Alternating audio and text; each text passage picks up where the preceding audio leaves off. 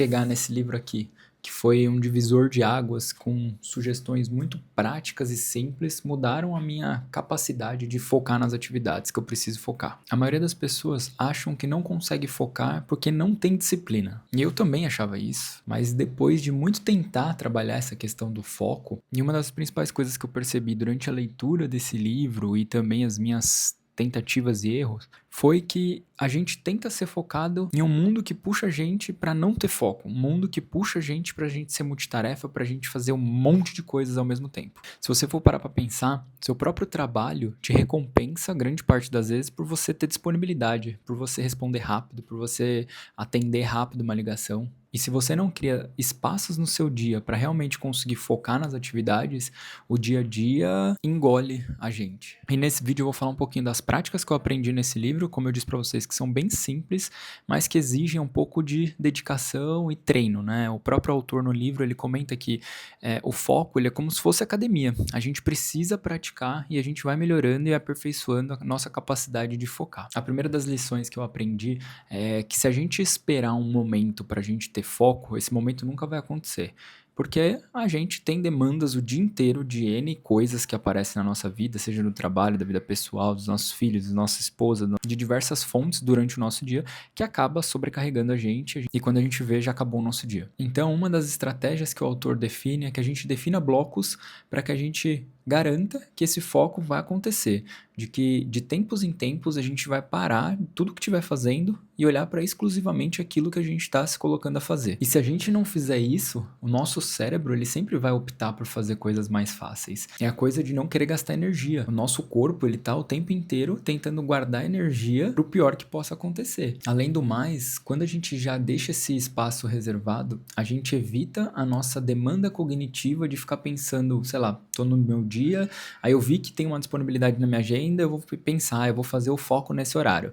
Então, eu tenho todo esse trabalho de ficar pensando em quando vai sobrar tempo, aí de repente não sobra, eu fico com aquele sentimento, poxa, eu deveria ter focado em alguma coisa e não consegui focar. Se a gente deixar esses blocos definidos, ele diminui essa carga cognitiva, né, de escolher o momento e de ter a oportunidade para a gente ter um compromisso com esse foco em determinado horário, determinado dia da nossa semana. E no livro isso aparece como um ritual, né? Então não só definir esse horário, mas a gente criar esse ritual. Então, poxa, toda terça e quinta, das 5:30 da manhã às 8:30 da manhã, eu vou estudar para minha tese do doutorado. Então, quando eu for fazer isso, poxa, o que eu gosto? Ah, eu gosto de tomar um café antes. Eu vou lá, preparo o café, venho com o café até o meu local de estudo, desligo as coisas que interferem, né? Eu vou falar um pouquinho mais para frente das interferências e pego aquele momento, aquele bloco para realmente focar e estudar, enfim, resolver aquela questão que eu me coloquei a fazer. Ai, Cadu, mas esse ritual é frescura. Cara, não é.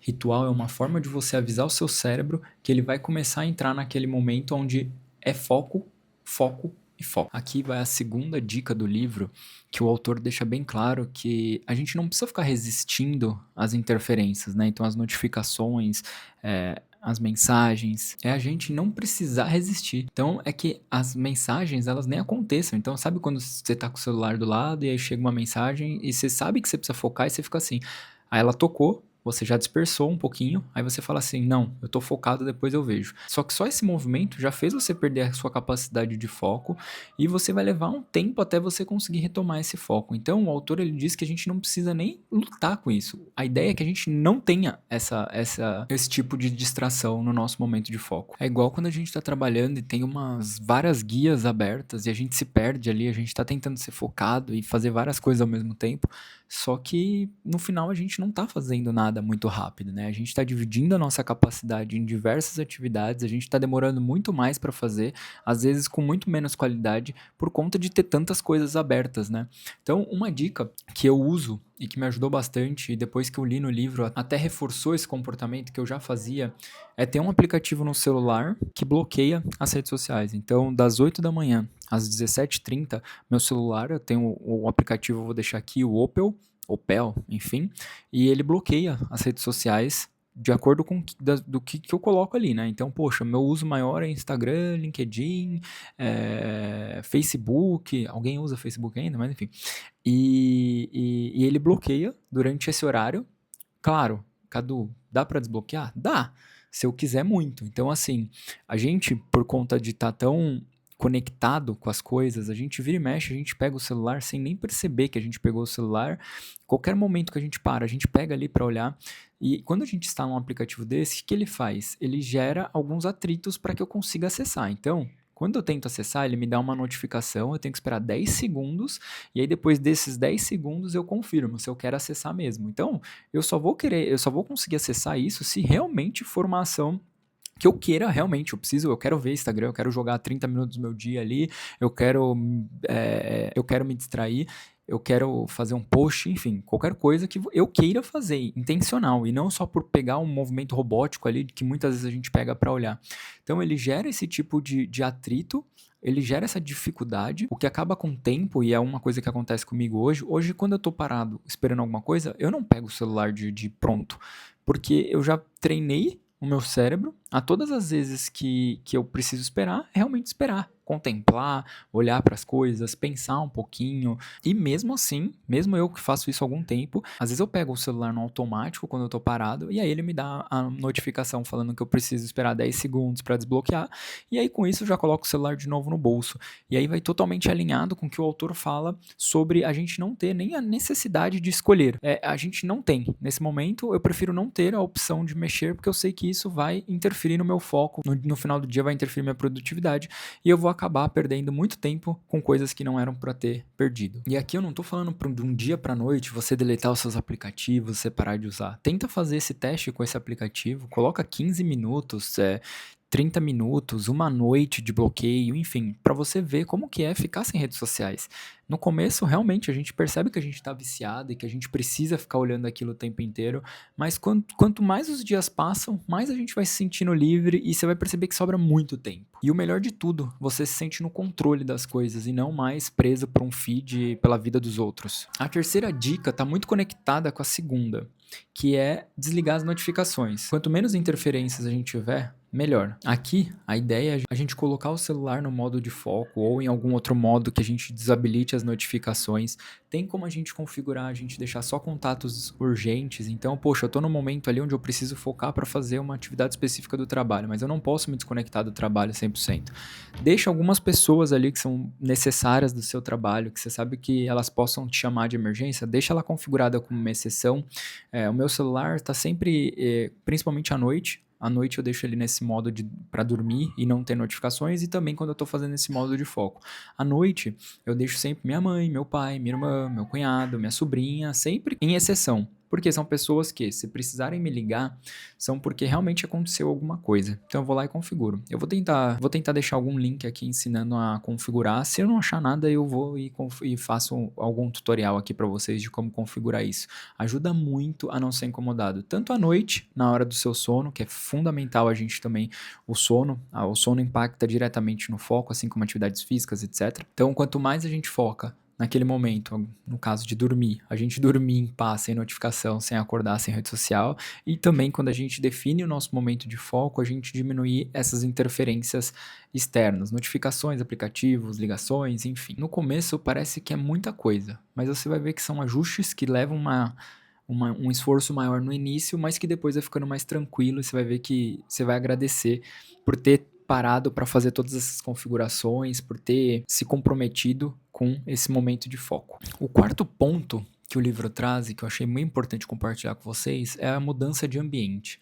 Então, às vezes, por mais que a gente tente focar, a gente desliga as notificações, tem interferências. Então, sei lá, eu tô na minha casa, só que na minha casa tem meu filho pequeno, tem a diarista, tem X coisas que possam te impactar. Por mais que você tente focar, as interferências externas, elas vão acabar te impactando de alguma forma. Você não vai conseguir. Raras as exceções que conseguem se isolar completamente para conseguir focar.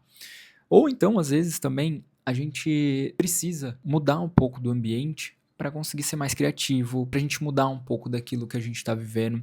Então, o livro ele traz essa questão da gente mudar o nosso ambiente, né? Então, você tá sempre no teu escritório tentando focar e não tá rolando, tenta mudar, vai num café, vai num coworking, vai no escritório, numa sala de reunião, ou se você estiver no escritório, a sala de reunião ela é bem-vinda para isso, né? Porque você consegue ficar sozinho ali. Então ele traz essa questão de mudar o ambiente. O maior erro sobre foco é a gente achar que ele vem antes da prática. Como eu disse que o autor traz com bastante ênfase no livro, o foco ele é uma questão treinável. É como se fosse na musculação. Musculação, se você for lá hoje, você não vai sair de lá forte. Você vai precisar de alguns dias, meses, anos treinando para você ter um resultado considerável. E o foco é assim também. Primeira semana você não vai mudar nada, segunda semana você vai evoluir um pouquinho, terceira você vai evoluindo e assim sucessivamente. É o treino. E não precisa executar todo dia isso. Só de você guardar 2, 3 dias na semana, um bloco de horário, 1, 2 horas, para executar aquelas atividades que realmente precisam de foco, já vai te ajudar muito. Porque no fim das contas, também precisa caber na nossa vida real, né? No livro, ele traz 2 exemplos muito bons e que são muito distantes, né? Acho que o principal deles é o Bill Gates. Bill Gates tem uma semana que ele tira, que chama Think Week, que ele resolveu um dos maiores problemas da Microsoft, diversos outros problemas da vida dele, que ele vai para a cabana dele, ele se isola lá, e só com livros e conteúdos que ele vai utilizar para tomar aquela decisão, para aquele aprendizado e etc.